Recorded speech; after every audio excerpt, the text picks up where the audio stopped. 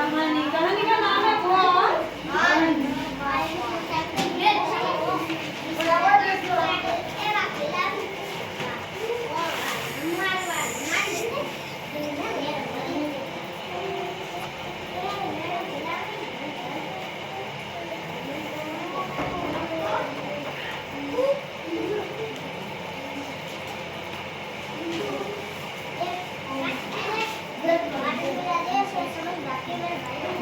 तो बच्चों कुआं एक नदी के किनारे पेड़ के ऊपर रहता था और कुआं बहुत अभिमान था।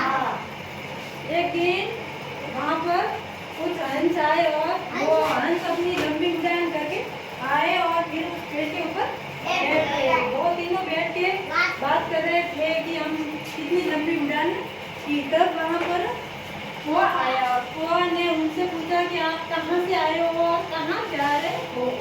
तो हंसों ने जवाब दिया कि हम पास के देश से आए हैं और हम दूसरे देशों में जा रहे हैं। तो कुआं ने जवाब दिया है कि इतनी उड़ान तो मैं रोज करता हूँ, ये कोई आम बात नहीं है। तो कुआं को बहुत घमंड था अपनी उड़ान के बारे, अपनी अलग अलग उड़ान के बारे में। तो हंसों से वो बात कर रहा था कि मैं बहुत अलग अलग उड़ान कर सकता हूँ और मैं दूर दूर तक उड़ के जा सकता हूँ। तो फिर कुआं ने हंसों से बोला कि हम दोनों के बीच में उड़ान हो जाए। तो फिर हंसों ने कहा ठीक है।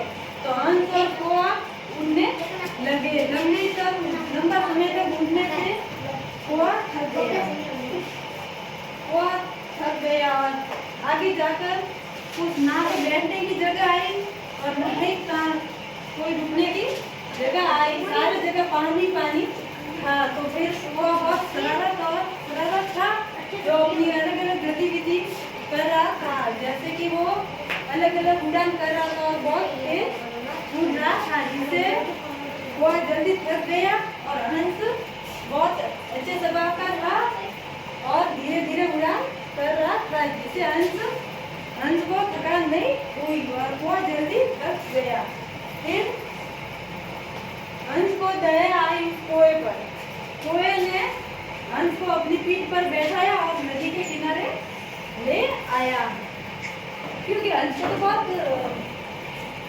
बहुत घमंड था कि मैं अलग अलग तरह की एक्टिंग कर सकता हूँ और अलग अलग तरह की उड़ान कर सकता हूँ, जिससे वो थक गया और उसके पीठ पर बैठ गया। फिर हंस ने कुएं को अपनी पीठ पर बैठाकर नदी के किनारे ले आया और उसको बोला कि कोई भी किसी बात का घमंड नहीं करना चाहिए। घमंड करने से क्या होता है बच्चों? घमंड करने से तो घमंड टूटते ही है ना। हाँ, तो आपने इस कविता में क्या सीखा बच्चों? आपने कि घमंड नहीं करना चाहिए। ठीक है, बहुत बढ़िया। ये कहानी आपको कैसी लगी? अच्छी